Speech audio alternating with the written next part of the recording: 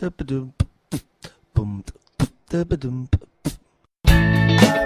guys, Chris Peach here, and welcome to the Money Peach podcast. Hey, do you remember growing up learning how to handle money? Yeah, neither do I. So that's why we're here today, to make your money fun again. You know, we're going to talk about the principles in life that actually matter when it comes to managing your money in a way that works. So sit back, relax, and enjoy this episode of the Money Peach podcast. Before we jump into another amazing episode of the Money Peach podcast, I want to take a second to talk to you guys about my free budgeting form. You know, the first step to getting on any financial plan is to measure the money. And the only way to measure the money is if you are living on a monthly budget.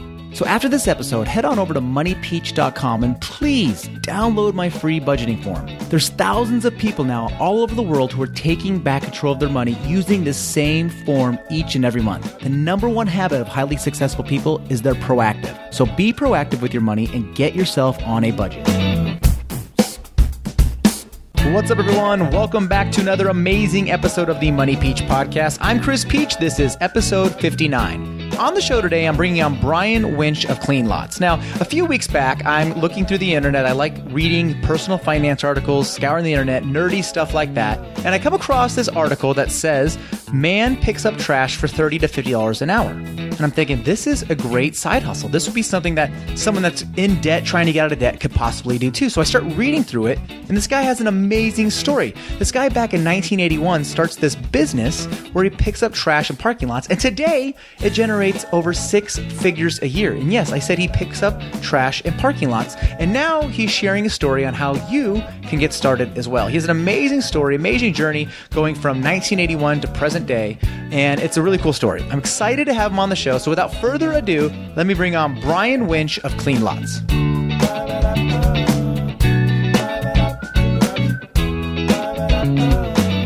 All right, Brian, thank you so much for coming on the show today. Excited to have you on. It's a very unique story. I think people listening here, if you've been listening to the Money Peach podcast for a while, you're not going to hear a story quite like Brian's. But before we jump into why I wanted to bring you on the show, Brian, and share your story about being an incredible entrepreneur, tell me about yourself. Who are you? Where do you live? Kind of give me the background. Okay, well, my name is Brian Winch. I'm 57 years of age. I live in Calgary, Alberta, Canada. And I've been involved in the parking lot litter cleanup business basically since I was the age of 21, so over 36 years ago. So what year did you get started in business then? Well, I started my parking lot litter cleanup business in 1981. Okay, and how did you end up getting started? So I'm on your website, Round. I'm looking at this. There's some really cool pictures, black and white pictures from the early 80s when you're getting started. Where did you come up with this idea? I'm seeing you here in parking lots and you're cleaning up trash, but how did you come up with this idea? Well, at the time, I was working full-time as a shipper-receiver at a sporting goods company, and I was thinking, this isn't really for me.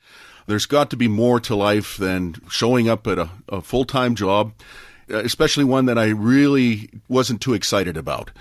I remembered as a child growing up, my father would moonlight cleaning up litter from a shopping center. I thought maybe there's something to that. So I started looking into the market, if you will, and approached a couple of customers or prospects. One happened to be a property management company. He informed me that he was having a tough time finding somebody reliable that would show up and clean up the litter from his 3 strip plazas. And he offered me the opportunity to bid on it. And I had no experience. I had no idea what to charge, what tools to use, other than the memory of my father or helping him clean up litter from a parking lot. That's how it all started. I gave him some prices that he seemed to like. With those 3 properties, we started the business, and it all grew from there. So was your father then, was he in the business of cleaning parking lots as well, or was he just doing it as like a volunteer basis? Well, his job was a janitor for the public school system here in Calgary. He decided he needed to do something on the side to supplement the family income.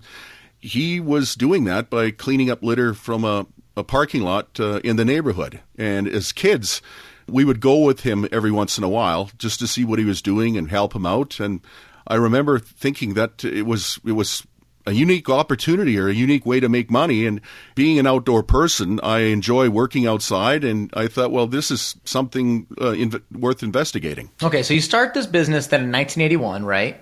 And so was it just going to that parking lot, the person that owned that parking lot? Was that your first, I guess, opportunity to really start generating income? Well, actually, my father had passed away, so he was no longer providing a service at that property, but I did remember who he worked for. The business card for that client was still laying around the house, and I did contact the individual on that card, and he was very receptive to me offering to provide a litter pick at that property. So eventually, I did get back in there doing the work myself. I'm very sorry to hear that. I know you said your father passed away. You were in your 20s, so very, very young. And you take over his thing that he was just moonlighting as, just cleaning parking lots. And so this is your first parking lot then, correct? Well, it wasn't my first one. It became, I think, my fourth or fifth. But before I had contacted that individual, I was just randomly phoning some people in the phone book, property management companies. This one company, I can't remember if it was the third, fourth, fifth phone call, but it was good luck, if you will. They told me that they were having a difficult time finding somebody that would reliably show up and clean up the litter from their parking lots. And they wanted to know if I would be interested in looking at those three properties and submitting quotes. And I did. And those were my first three properties. And it kind of grew from there, referrals. And at some point, after about 6 months, I had sufficient properties that I could leave my full-time job as a shipper-receiver and do something I really wanted to do. Okay, so I'm reading here on your website, it says, I turned my $200 investment. So when you got started then, this is obviously back in 1981, but what did that $200 investment, I just looked up the inflation, so a $200 investment in 1981 would be equivalent to about $550 today. Right. So let's call it $550. So for $550 investment, how does that work? Well, what I needed was simple tools, and you don't need a lot of expensive equipment to provide this service. Simple hand tools were good enough. So basically a couple of brooms, a couple of litter pans, or a tool that's called a litter scoop. And that's what I required in terms of providing the service. I got some marketing materials printed up, business cards, some brochures, and then got some business liability insurance to start out and reinvested my profits back into the business. Okay, so on your website here it says, why get started cleaning parking lots? It says you start with almost no money, which I would agree. $500 to get started in business these days is next to no money. I would say that's about as cheap as you're going to find it. It also says here no need to quit your day job. So what kind of schedule then were you running, when you're working alongside your full-time job? When were you cleaning the parking lots? Well, the great thing about this service is it doesn't interfere with full-time employment, especially if you're working a day job or with daytime hours. So I was very easily able to market my service in the morning and provide my service late at night. The hours I had at the time were 2 o'clock in the afternoon till 10 p.m. at night. So I had the luxury, if you will, of having the morning hours off to market my service. And then after work, my full-time job, I would go perform the service. That's how I was able to do both at the same time. So you started cleaning parking lots 10 at night? Yeah, and I found from experience there's a good time to start buildings and a time that you really don't want to show up. Certain properties lend themselves to being serviced earlier in the day or at night, if you will, such as industrial properties where the types of tenants typically shut down at 5 o'clock. Then you have some retail properties where a lot of the businesses, again, close at maybe 9 p.m.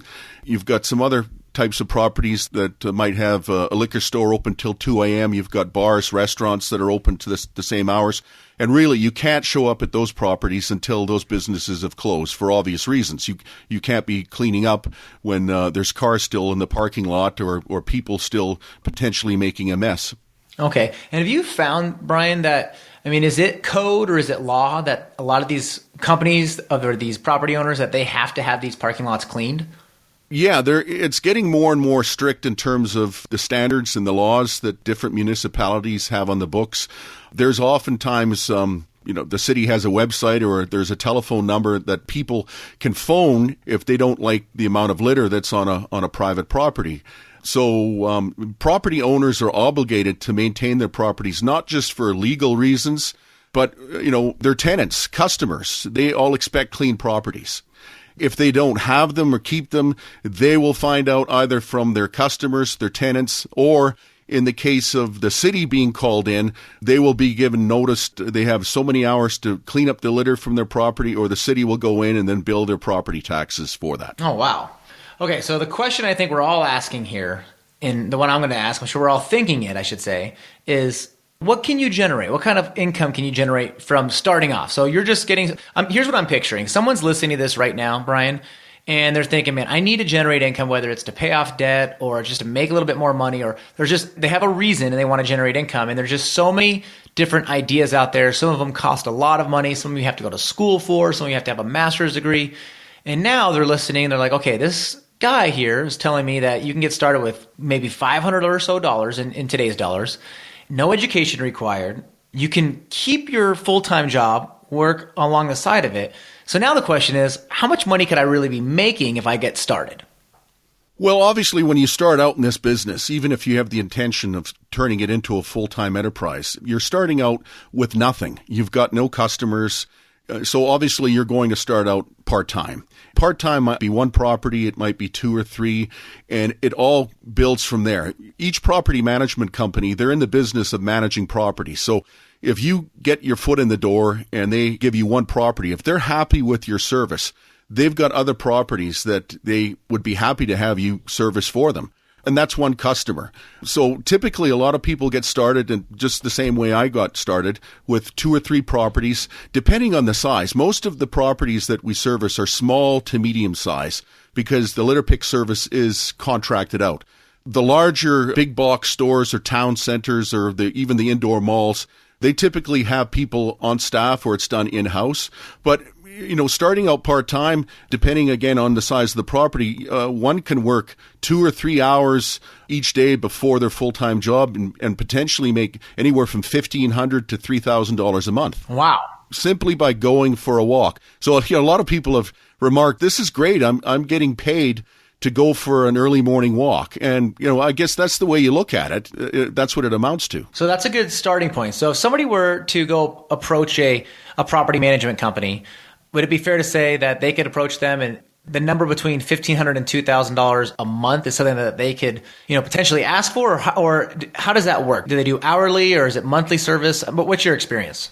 Well, it is a year-round service that you bill your customer a monthly contract price. So, you come up with a dollar figure, and I found, depending on the different parts of the country, people are able to charge anywhere from $30 to $50 an hour for their labor. So basically, it's the time spent walking the property. And in my book, Clean Lots, I show you how to come up with a pricing formula so that you're comfortable in submitting that price to a prospective client. And then you simply bill your clients each month for the service performed. And it's quite that simple. So very, very cool. So yeah. So you have a book. We're going to talk about that in a minute because I think that's really important. If you're on the other end of this, you're listening, you're like, wow, this is something that I can do. And this would work with my schedule. I don't mind walking. I don't like litter. If you don't like litter, this is a perfect job for you. I don't like litter either, by the way. Can't stand it. It's one of my biggest pet peeves. I don't know. Yeah. I don't know why. It just, oh my gosh, drives me nuts. Brian, I tell you the truth, a couple of weeks ago, I shouldn't tell you I did this, but I saw somebody throw a cigarette butt out the window right in front of me at the red light. And it's a cigarette butt. And I literally had the nerve to pick it up. I got out of my car at the red light, picked it up, and handed it to them and said, hey, I think you dropped this. And I should have done that, but I cannot stand. That's how I feel about litter. It drives me nuts. Well, it used to bother me more when I was younger, but then I realized that these people are creating a business for me. And unfortunately, in 35 plus years of doing this work, I haven't seen any attitudes change. I still am witness to seeing people coming out of a convenience store and they're standing next to 2 litter containers, but they may as well be invisible. They open up their candy bar wrapper or their pack of cigarettes, and down goes the litter straight onto the parking lot. Same thing with smokers. I don't want to pick on them, but there can be numerous ashtrays outside of business, and they tend to just go where they want, and the cigarette butt gets thrown onto the ground as if it's going to disappear. But unfortunately, it's all litter material that needs to be cleaned up, and somebody has to do it. How long, Brian, does it take to clean a parking lot? The time it takes to walk the property. You have to understand that this isn't a sweeping service. We're not competing with companies that have the power equipment, whether it be the street sweepers or the riding sweepers. Typically, most of the properties we clean are small properties with a small parking lot. So it doesn't make sense to bring in a large sweeper or even a sweeper to clean the parking lot. And basically, it can only go where it can maneuver. Whereas we provide our service with simple hand tools on foot.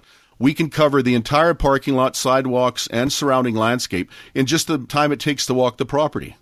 What's probably the craziest thing you've seen as far as litter material over the last 35 years? Oh, wow. Well, I can tell you about money I find all the time, but the crazy things I find women's underwear. I find a shoe. I find various articles of clothing.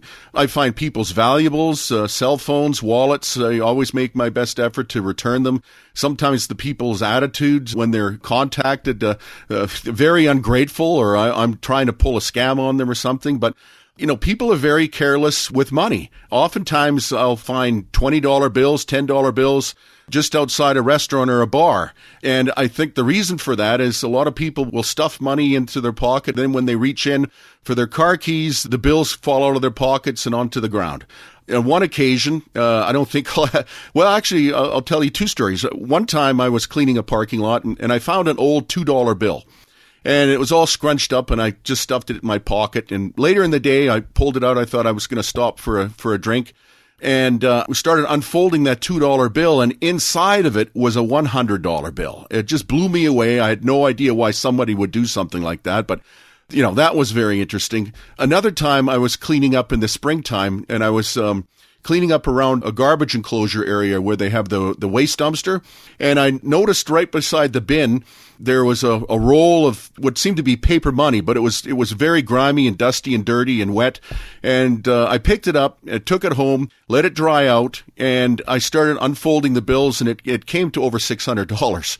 And, unfortunately, there's no way I could return that to anyone. I think perhaps a tenant had closed shop for the day and went out to throw the garbage in the dumpster, and maybe the same thing. They reached into their pockets to pull the keys out, and this roll of money that perhaps they were going to the bank their next trip to do a deposit fell out, was under the dumpster. It must have been under the dumpster for months until such time as the dumpster was kind of pulled away, revealing this roll of bills. It doesn't happen all the time, but it's what makes the job interesting. Wow. What would life feel like if you no longer had to worry about money? What would life look like with $10,000 in the bank and zero debt? Do you realize you're really only a few decisions away from living life on your terms and not the bank's? How do I know this? Well, because we were once living paycheck to paycheck, completely broke and facing a mountain of debt.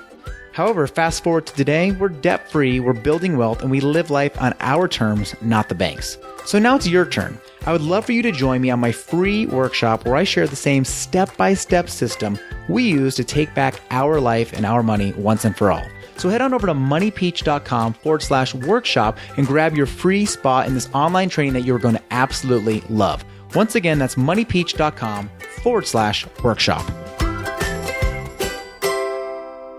All right, so now the next question I want to ask you is, I'm reading here on your site, and it says that you took a $200 investment, which in today's dollars is probably about $550, and you turned this into a $650,000 or more per year business. Is that correct? That's right. Now, it happened over a number of years. Sure, there's no such thing as an overnight success. I always tell people that.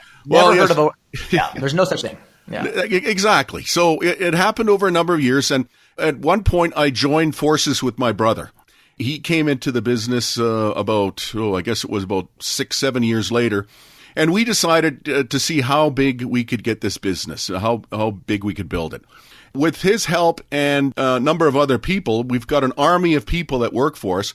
Basically, we turned the business that started with 3 properties into roughly about 150 properties that we service throughout the year.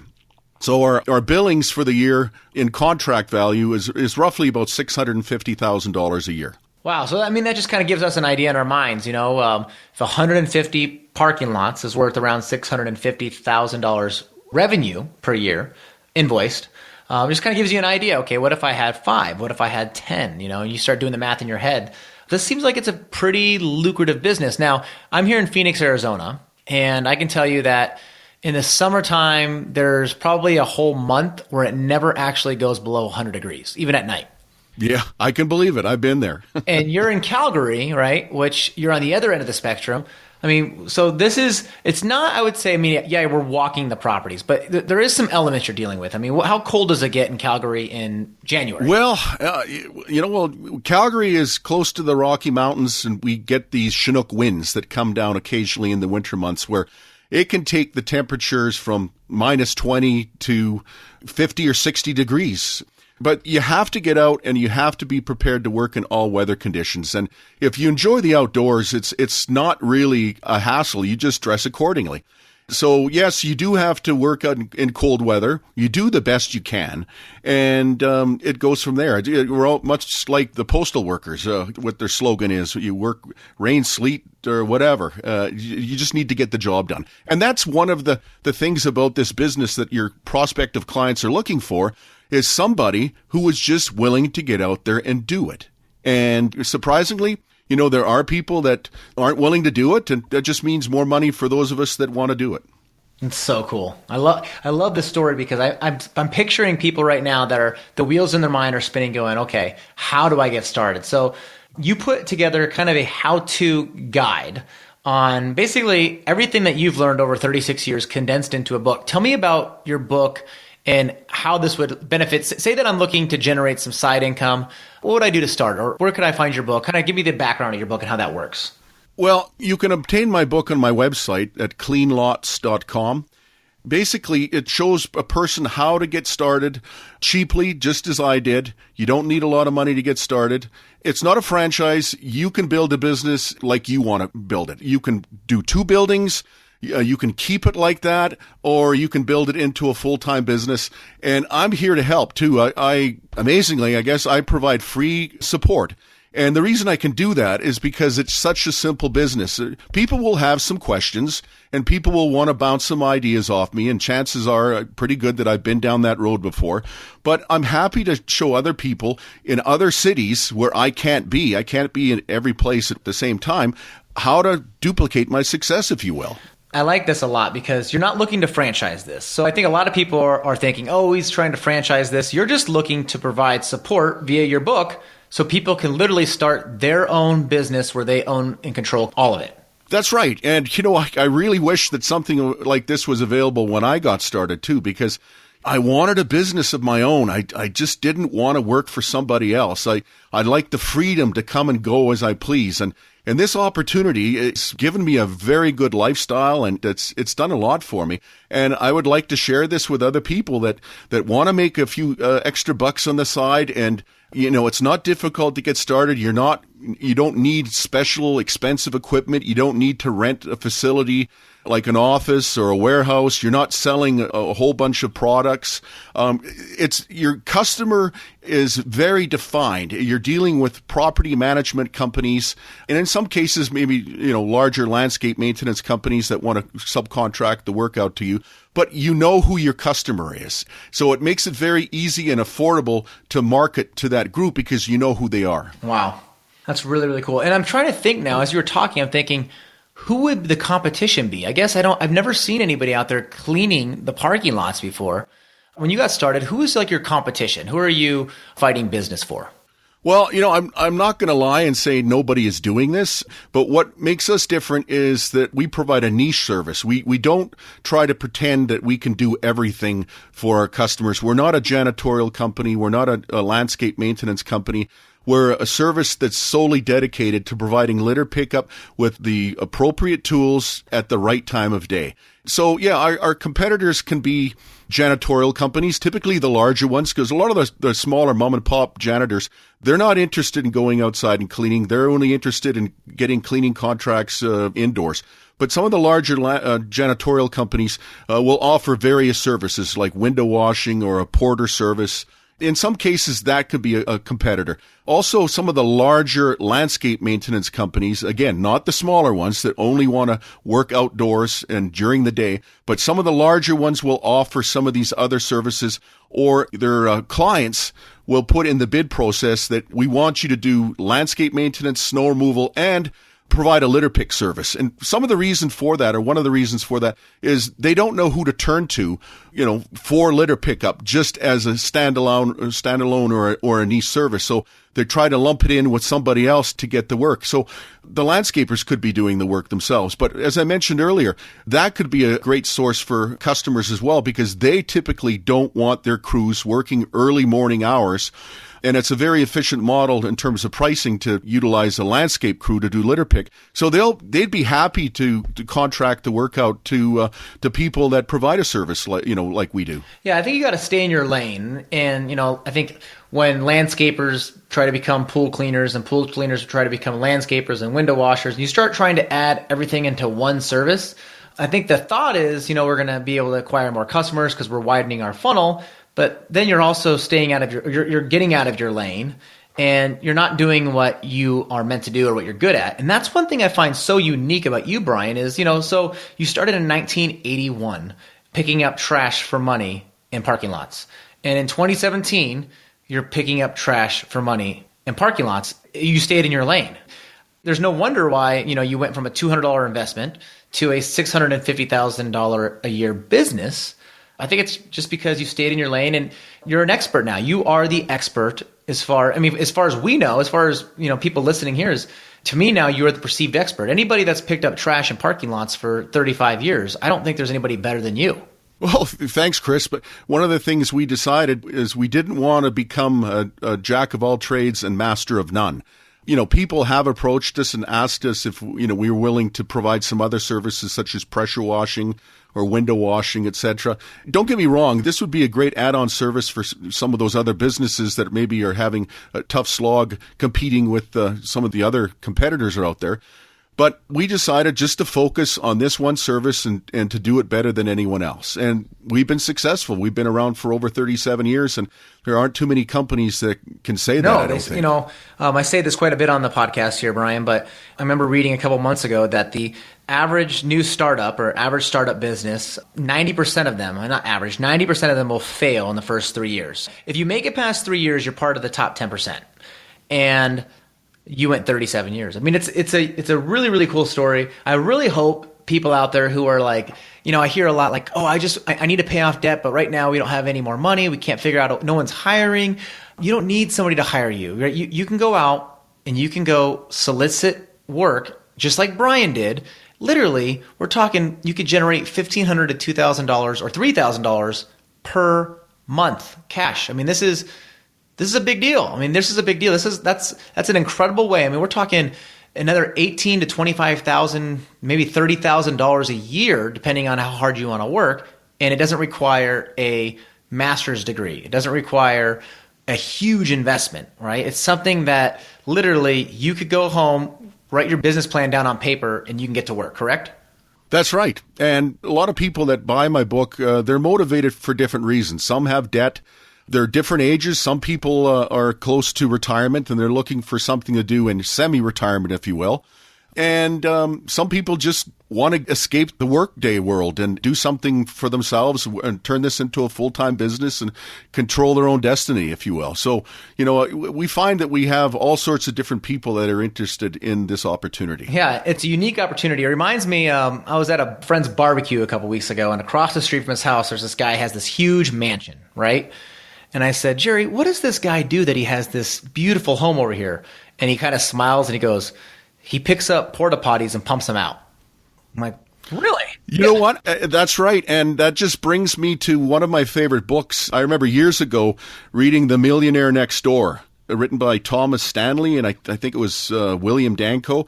And they profile America's millionaires. And you hit the nail on the head. Someone has this huge mansion, and a lot of people right away think that, they've got this glamorous occupation. And the reality is most of America's millionaires run porta potty businesses or waste disposal companies or dry cleaning businesses or something that a lot of people would tend not to think is glamorous. But they found a service, they found a niche, and they filled it. And you just have to be willing to go out, do the work, and that's where a lot of the success comes from. Brian, you and I are on the same page because I talk about that book quite a bit on this podcast. It is probably one of my all-time favorite books, and you're exactly right. It talks about the everyday millionaire next door and you would never assume they're millionaires because of what they do for work. But then when you dig a little deeper, you realize, whoa, they are very, very wealthy.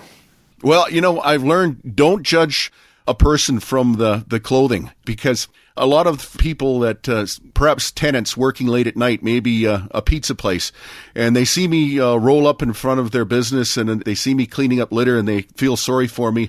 And I've been offered a few pizzas from time to time, and sometimes people will offer me money because they think I'm some bum who's doing this for community service. But you know what? I don't say anything. I don't argue with them. It's just the more people that think that this is something that they don't want to do, well, more money for me. But at the same time, like, I can't be in every city, so I'd like to share this opportunity. And if you don't mind going for a walk, you don't have to get your hands dirty. It really is quite simple to do, and you can feel good about yourself too. You are making a little impact on the environment in your community, and people will always litter. It doesn't seem to improve, but good for us. Yeah, you have a little protection in your job. People will always litter. So the book is called Clean Lots. You can find it at cleanlots.com. We're going to have links inside the show notes. So definitely head on over to the show notes, click on the link, check out the book. If it's something that you're interested in, or maybe somebody that's interested in, share Clean Lots with them, because, this might change their life. I mean, this obviously changed Brian's life in a dramatic way starting in 1981. And, now he has, I would say, people don't realize the person cleaning their parking lots is actually the millionaire next door. And so it's a great story, Brian. And thank you so much for coming on the show. We'll make sure we have links to your book in our show notes as well. Clean Lots, just go to cleanlots.com. You can find it there. A couple more questions I have for you, Brian. I know you mentioned The Millionaire Next Door. What other books out there do you love? Do you recommend to people besides The Millionaire Next Door, if there's any?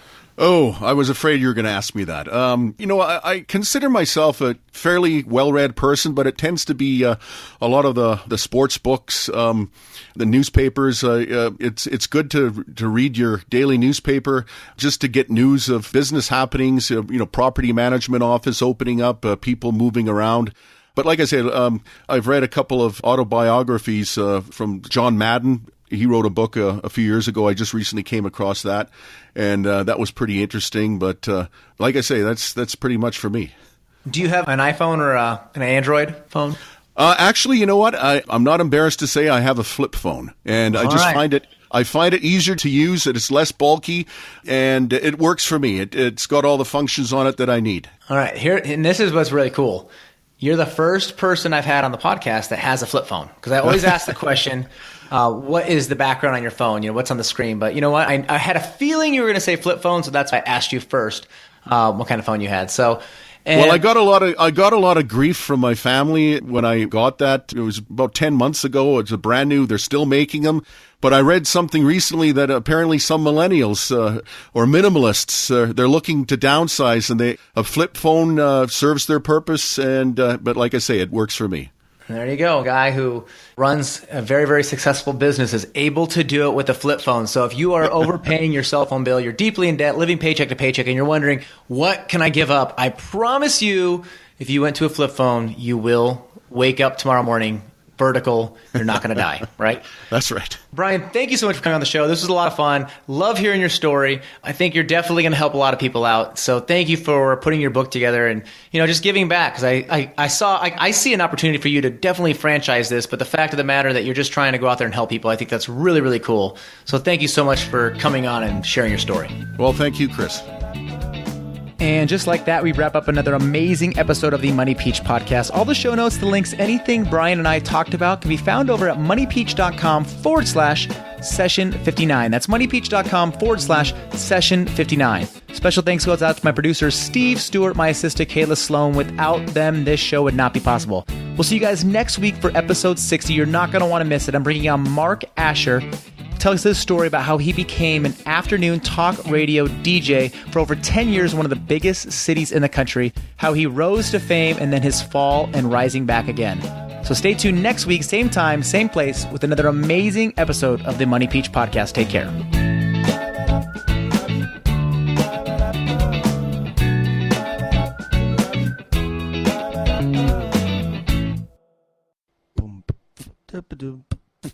Boom,